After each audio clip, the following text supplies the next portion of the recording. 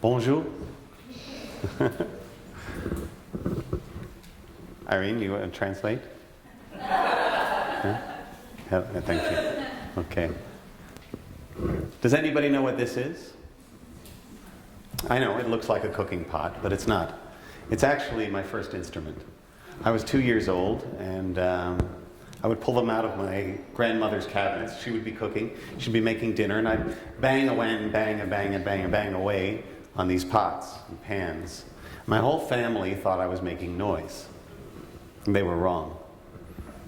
Because years later, I asked my grandmother, why didn't you just take the pots and pans out of the lower cabinets and put them up to the higher cabinets, where I couldn't reach them? She said, well, why would I do that? You were making music. And so when people ask me how long I've been a musician, I tell them all my life. Music has done a lot of important things for me. When I was very young, I lived in Geneva, Switzerland for a while. I lived in India for a little while. And I returned to the United States when I was 10 years old. And things were very strange. And music helped me a lot because it helped me adjust to being back in this country that is where I was from, but it felt so foreign to me. It helped me get into school there. It helped me even, well, I formed a band. And I had hair. I was 10 years old, and what I felt inside was that I was weird. And music helped me to realize that I was right. I was weird. I am weird. And whether you know it or not, so are you.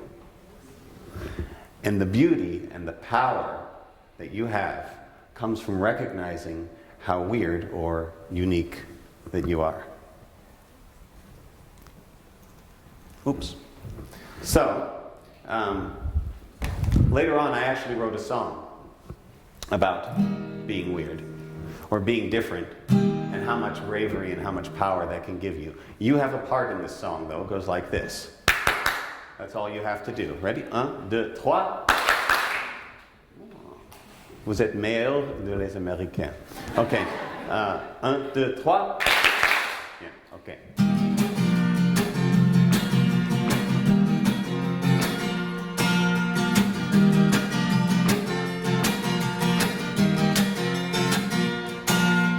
Molly was a girl in a new town, a new kid in a new school. A little bit nervous, a little bit shy, while all the other kids were crazy cool. And on the very first day she got up early and picked out her favorite dress. She was the first one in line when the doors swung open, all the other kids would be impressed. Ready?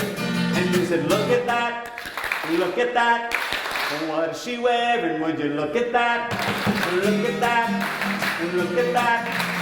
What is she wearing? Would you look at that? It was a purple dotted, polka spotted dress. We don't know where she got it, doesn't fit her right in. It was a purple dotted, polka spotted dress. We don't know where she got it, doesn't fit her right in. At lunch, Molly sat out by herself while all the other kids traded snacks. At a recess, she played out by herself while kids made fun of her behind her back. They said, look at that, look at that. What is she wearing? Look at that, look at that, look at that. What is she wearing? Look at that. It's a purple dotted, polka spotted dress. We don't know where she got it, doesn't fit her right in. It's a purple dotted, polka spotted dress. We don't know where she got it, doesn't fit her right in. But then Molly climbed to the top of the jungle gym. All the cool kids had gathered around. She looked them in the eye, she opened her mouth, and out came a courageous sound. She said, I like to be myself. No, I can't be like anybody else. She's like, I like to be myself, and here I am. Here I am. And all the other kids said, look at that, look at that. Look at my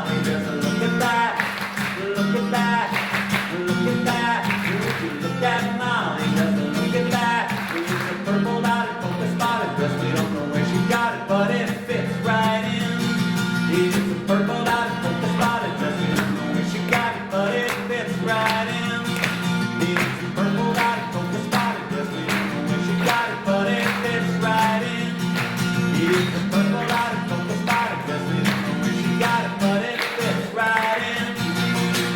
All right, good job.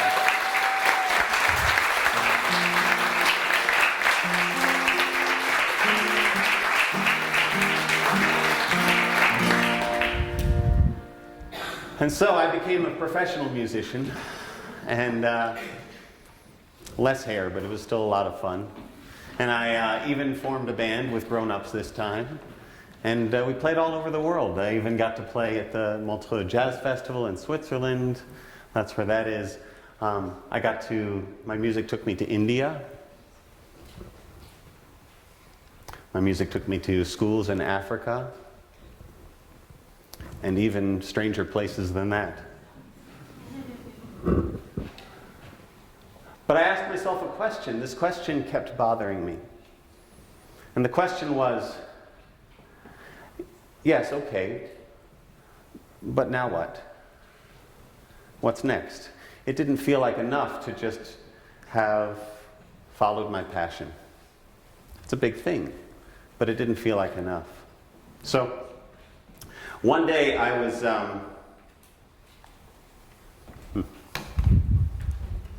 was making dinner in my house.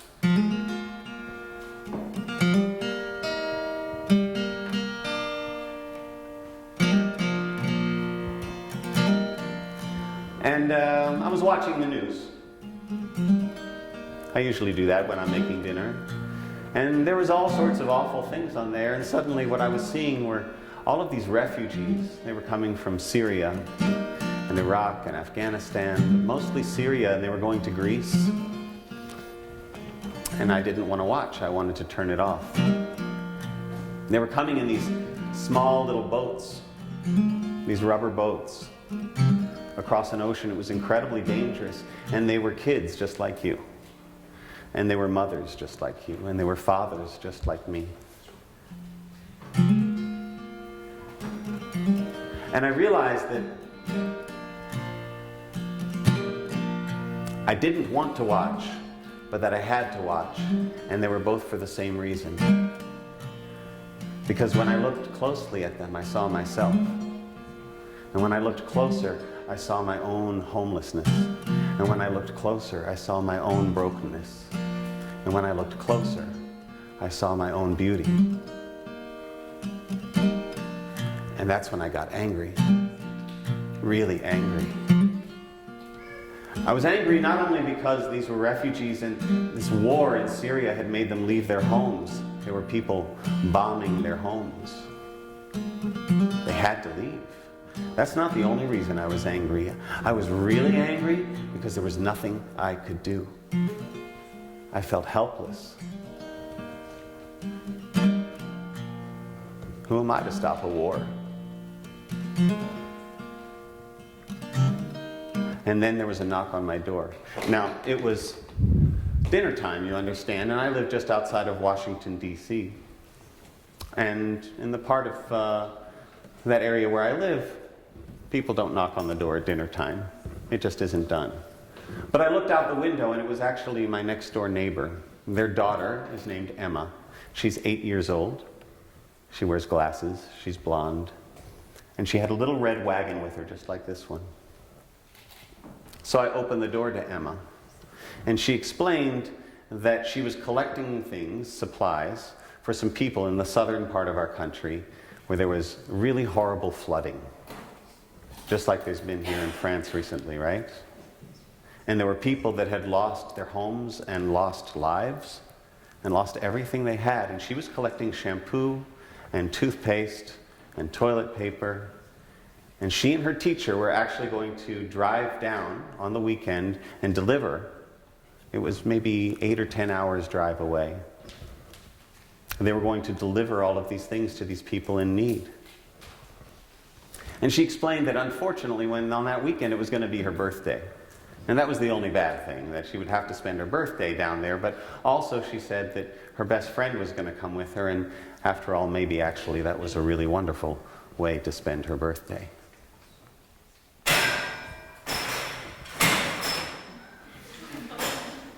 And then she fell down. No.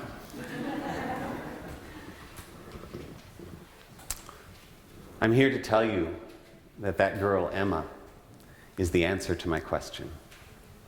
And I believe she's the answer to your question. Do something. Anything at all. Emma didn't stop to ask whether she was doing something big enough, whether it was important enough, whether she was old enough. She just did what she could, however big or small. As for me, a few months later, I was on the Greek island of Lesvos, where there are refugee camps with all of these Syrian refugees in them, and I brought my guitar. And they'd come over, these are the pictures I took, they'd come over in boats just like that. 70 people came in that boat. 70. How bad must your life be to put 70 people in that boat?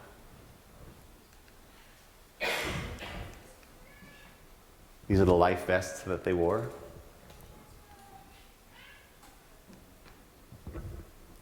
I met lots of friends while I was there. That's Maria. That's Leah with this guitar. Oop. That's Samah. Her name means forgiveness in Arabic. And what did we do? We did the only thing I can do, which is we sang songs together, and we danced, and we cried, and we laughed. And for a little while, all of us, including me, remembered that yes, we're each of us unique, but also we're not so different. And we also remembered that maybe we're not so alone in the world. I made a whole bunch of friends there. I'm a bald, white, Jewish guy from the United States. And these are the friends I made.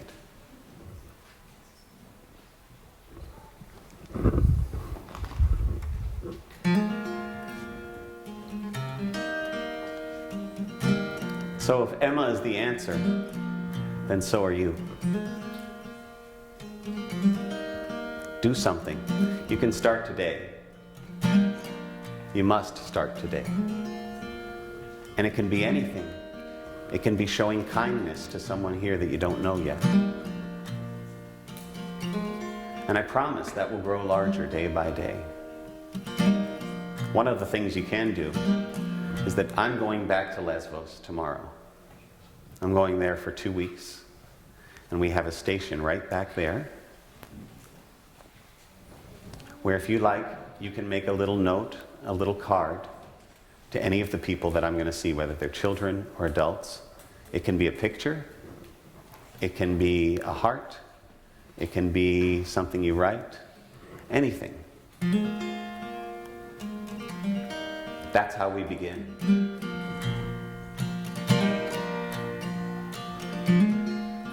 So what's next? I ask you to just do something. And then just watch, because you will amaze yourself.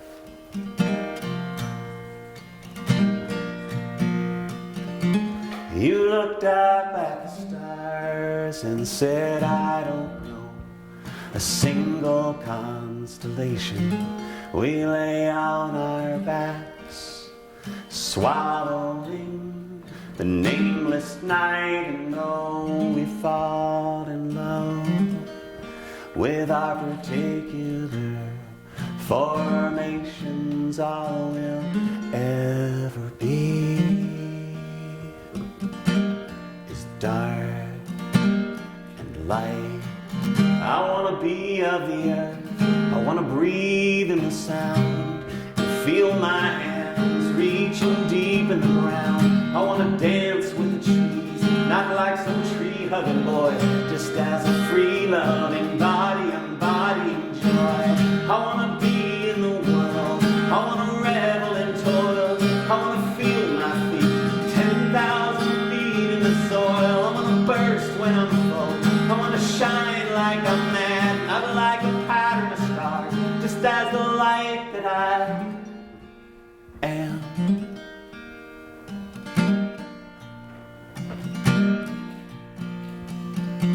You looked up at me, and said this must be the strangest conversation, lobbing our truths back and forth in aimless flight. And though we fall in love with our particular translations, all we'll ever mean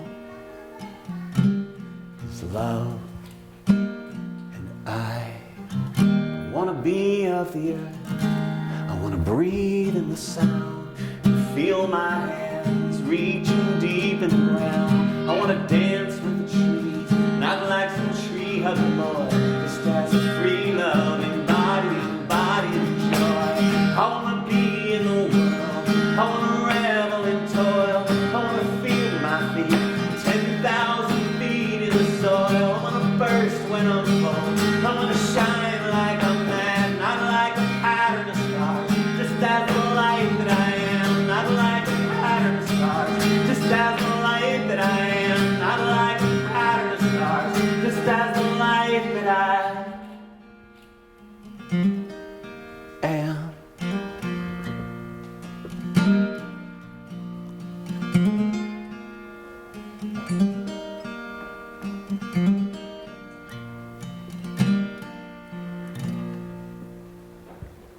Merci bien.